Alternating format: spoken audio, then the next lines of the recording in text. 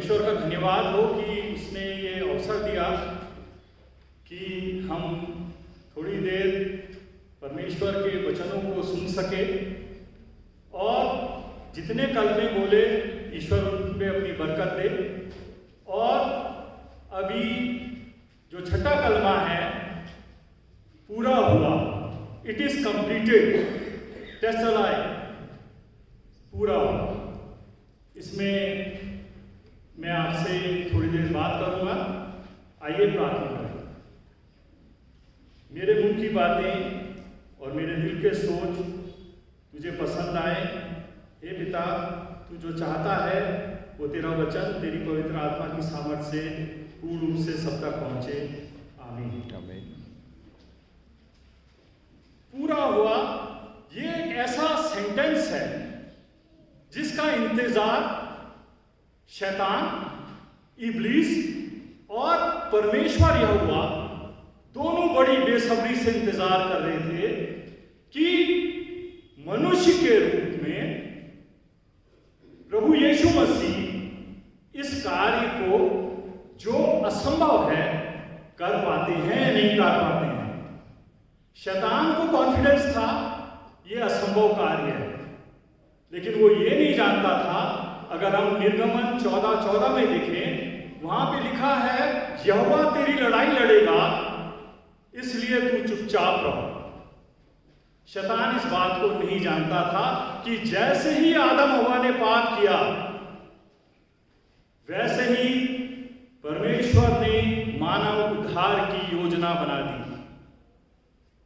अगर हम उत्पत्ति 13 और 15 में देखें, वहां पर वो जब प्रभु यीशु मसीह ने, परमेश्वर यहोवा शैतान को कर्ज कर रहे हैं, श्राप दे रहे हैं, तो वहां कह रहे हैं मैं तेरे बीच और इस स्त्री के बीच, एक सेंटेंस, मैं तेरे वंश और स्त्री के इस वंश में, सीड ऑफ वुमन के बीच में एक बैर उत्पन्न करूंगा। और हम देखते हैं कि अगर हम मत्ती 1 देखें और उसकी 20वीं आयत को देखें, उसमें लिखा हुआ है, हे यूसुफ, दाऊद की संतान, तू मरियम को अपने वहां ले जाने से मत डर, क्योंकि जो कुछ इसके गर्भ में है वो पवित्र आत्मा की ओर से है। पुरुष से परमेश्वर प्रभु यीशु मसीह पैदा नहीं हुए, बल्कि स्त्री के वंश से पैदा हुए। और आज प्रभु यीशु मसीह ने शैतान के सिर को कुचल दिया और उद्धार को पूरा कर दिया। प्रभु यीशु मसीह ने उन सारी प्रोफेसीज को जो उसके जन्म से लेके अंत तक थी, उनको पूरा कर दिया। अगर हम पवित्र शास्त्र बाइबल में देखें तो ऐसा माना जाता है अप्रोक्सीमेटली 300 प्रोफेसीज हैं जो जीसस क्राइस्ट के बारे में कही गई हैं, और जन्म से लेके अंत तक वो उसने पूरी कर दी। पहली उसके अगर हम देखें, मत्ती 1 और 23 में लिखा है, एक कुंवारी जन्म ली, पुत्र को जन्मेगी, एक कुंवारी, वर्जिन वुमन। और यही भविष्यवाणी यशाया 7 और 14 में आपको दिखाई देगी कि तुम्हारे को एक चिन्ह मिलेगा और तुम्हारे लिए एक कुंवारी स्त्री गर्भवती होगी। जन्म की भी भविष्यवाणी हो गई है, और जैसा कि बार बार आपने अभी सुना, यशाया 53:5, एसाया 53:5 में लिखा है, वो हमारे ही पापों के कारण घायल किया गया, वो हमारे ही अधर्म के कारण उसको कुचला गया, और हमारी शांति के लिए उसको ताड़ना मिली, ताकि उसके कोड़े खाने से हम चंगे हो जाएं। सारी जो प्रोफेसीज थी, आप इसको पूरा होते हुए देखें। इसके साथ ही साथ एक और बात हुई जो पूरी हुई। जैसे ही मानव ने पाप किया, आदम और हवा ने पाप किया, और हम सब जानते हैं पाप की मजदूरी मृत्यु है। और जैसे ही ये क्राइम हुआ, पाप हुआ, परमेश्वर परमेश्वर यहोवा ने बलिदान कर दिया। पहला बलिदान अगर किसी ने किया है वो परमेश्वर यहोवा ने किया है। अगर हम देखें उत्पत्ति 3 जेनेसिस 3 और उसकी 7th वर्स, वहां पर वो आपको दिखाई देगा जैसे ही आदम और हवा ने, एडम और ईव ने ये रियलाइज किया कि वो नेकेड हैं, उनके पास वस्त्र नहीं है, उन्होंने क्या किया? अंजीर की टहनियों से अपने शरीर को ढक दिया।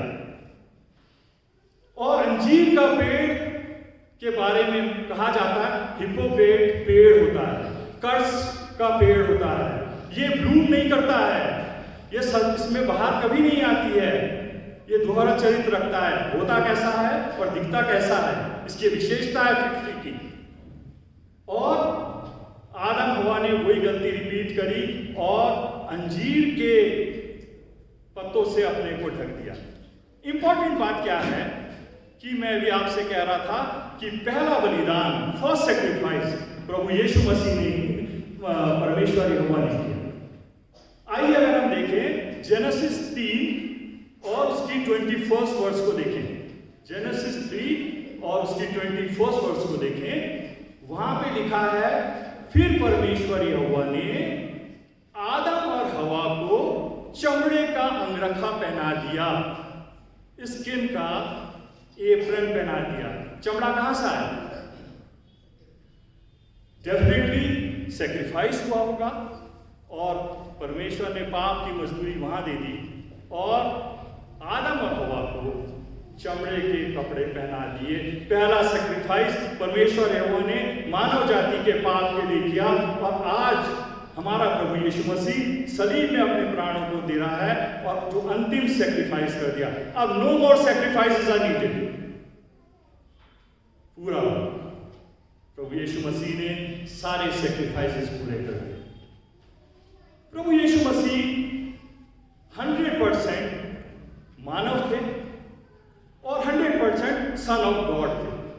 हम बहुत कंफ्यूज करते हैं और अपने दिल को कभी कभी मना लेते हैं कि जब क्रूसिफिकेशन का समय आता है, हम प्रभु यीशु मसीह के दुख को देखते हैं, हम अपने मन को बना लेते हैं वो तो सन ऑफ गॉड था, कोई प्रॉब्लम नहीं हुई होगी।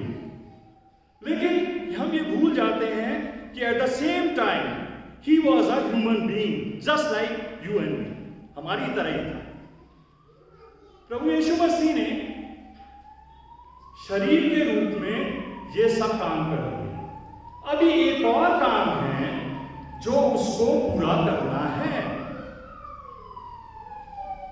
अगर आप सैमुएल 28 और 14th वर्स को देखें, वहां पे एक जिक्र आता है कि शाऊल राजा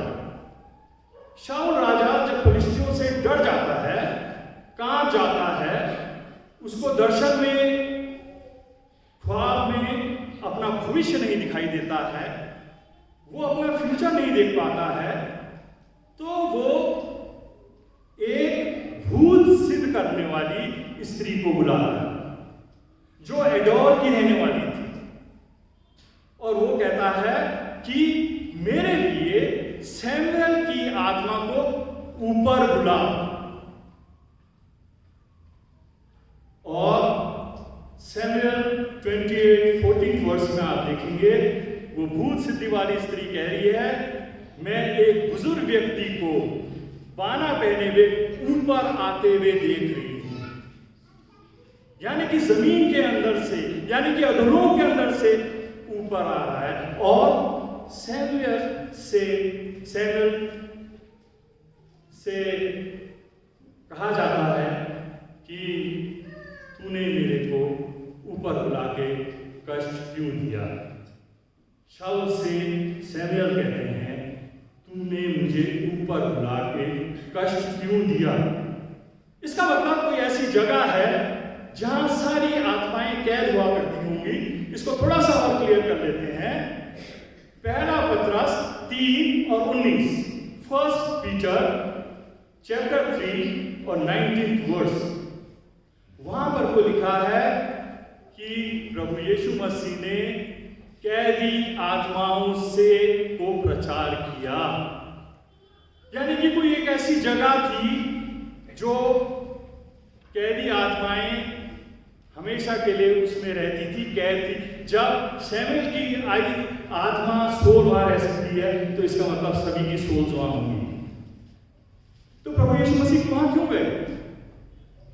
उसे एक और काम करना था। मेरे संग पढ़ने के लिए निकाल लीजिए रेवल्यूशन 1 और 18 वर्ष, प्रकाशित वाक्य 1 और 18वें आयत को आप देखिए। वहां पर कुछ तरीके से लिखा है, देखो मैं मर गया था और अब युगायुग जीवित हूं। अब आगे देखिए, बहुत इंपॉर्टेंट पॉइंट है। अब मेरे पास मृत्यु और अधोलोक की कुंजियां हैं। इसका मतलब अब मेरे और आपके प्रभु यीशु मसीह के पास वो स्थान जिसमें शैतान ने कब्जा किया था, उस स्थान की कुंजियां भी मेरा और आपका प्रभु यीशु मसीह उठा आया। उसने ये काम भी पूरा कर दिया। अब बाइबल के वचन में लिखा है कि ना तो इसमें कुछ बढ़ाया जा सकता है, ना कुछ घटाया जा सकता है। तो फिर आप और मैं क्या करें? क्या हमें कुछ करना है? देखिए, यूहन्ना 1 और उसकी 18वीं आयत को अगर हम पढ़ेंगे, वहां पर वो लिखा है, जिसने उस पर विश्वास किया उसने उन्हें अपना संतान होने का अधिकार दे दिया। गलतियों 4 और 7 को भी देखें और क्लियर हो जाएगा। उसमें लिखा है, देख अब तू दास नहीं है, तू पुत्र हो गया और परमेश्वर के द्वारा तू उसका वारिस हो गया। यानी कि अब हम ऑर्डिनरी पीपल नहीं हैं, हम खुदा के वारिस हो गए हैं। तो जैसे परमेश्वर ने अपने बेटे को जिम्मेवारी दी थी, क्या जब हम वारिस हो गए तो ऑब्वियसली हमारे ऊपर भी जिम्मेवारियां आ गई। क्या जिम्मेवारियां हैं जिनको हमने पूरा करना? परमेश्वर ने तो शारीरिक रूप से, आत्मिक रूप से अपनी जिम्मेवारी पूरी कर दी, हमें अपनी संतान, अपना वारिस घोषित कर दिया। एक विशेष पर्पस के लिए आपको, हमको इस दुनिया में भेजा है। तो हमारी कोई लायबिलिटीज हैं? हमारी कोई अकाउंटेबिलिटी है? बहुत संक्षेप में मैं आपसे शेयर करना मांग रहा हूं। पहली जो रिस्पॉन्सिबिलिटी उसने हमको दी है, वो उसका पहला वचन है, पहला प्रचार है, वो मत्ती 3 और उसकी दूसरी आयत में दिखाई देगा। उसमें लिखा है, मन फिराओ, रिपेंट करो, क्योंकि स्वर्ग का राज निकट है। पहली जिम्मेवारी जो हमको पूरी करनी है, जो अकाउंटेबिलिटी है, जो रिस्पॉन्सिबिलिटी हमें शोल्डर करनी है। फिर आखिरी स्वर्गारोहण से पहले अपने चेलों से वो परमेश्वर यीशु मसीह एक और आज्ञा देते हैं। क्या आज्ञा देते हैं? वो आपको मिलेगा मत्ती 28 और उसकी 19वीं आयत। उसमें लिखा है कि इसलिए जाओ, अन्यजातियों को अपना चेला बनाओ और उन्हें पिता और पुत्र और पवित्र आत्मा से बपतिस्मा लो, प्रचार करो। एक काम हमें ये पूरा करना है। अगर हम पतरस 1 और उसकी 16वीं आयत को देखें, 1 पीटर 16 वर्स, उसमें लिखा है, पवित्र बनो क्योंकि लिखा है मैं पवित्र हूं। ये वो काम है जो हमें और आपको असाइन किए हैं। जैसे परमेश्वर ने अपने बेटे को दिया था, उसको हमने पूरा करना है। अंगीकार करो, प्रोक्लेम करना है हमें लोगों के बीच में। क्या प्रोक्लेम करना है? अगर हम ल्यूक 12:21 और उसकी 30 वर्स को देखें, उसमें लिखा है, यदि तुम अपने नहीं जागते रहो और हर समय प्रार्थना करो, ताकि आने वाली विपत्ति से और मनुष्य के पुत्र के सामने खड़े होने के योग्य बनो। और प्रोक्लेम करने के लिए लिखा है रोमियो 10 और उसकी 9th वर्स।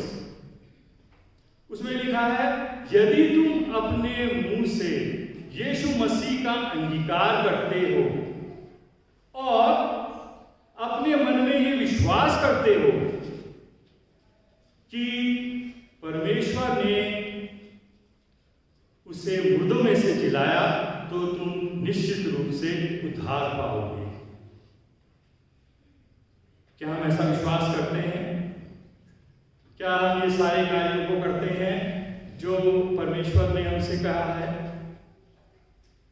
अगर हम मत्ती 22 चैप्टर और उसकी 37 और 39 वर्स को पढ़ें, गोल्डन वर्सेस कहलाती हैं बाइबल की सबसे बड़ी आज्ञा है कि तू अपने परमेश्वर को सारे मन, सारे तन और सारी बुद्धि से प्रेम कर।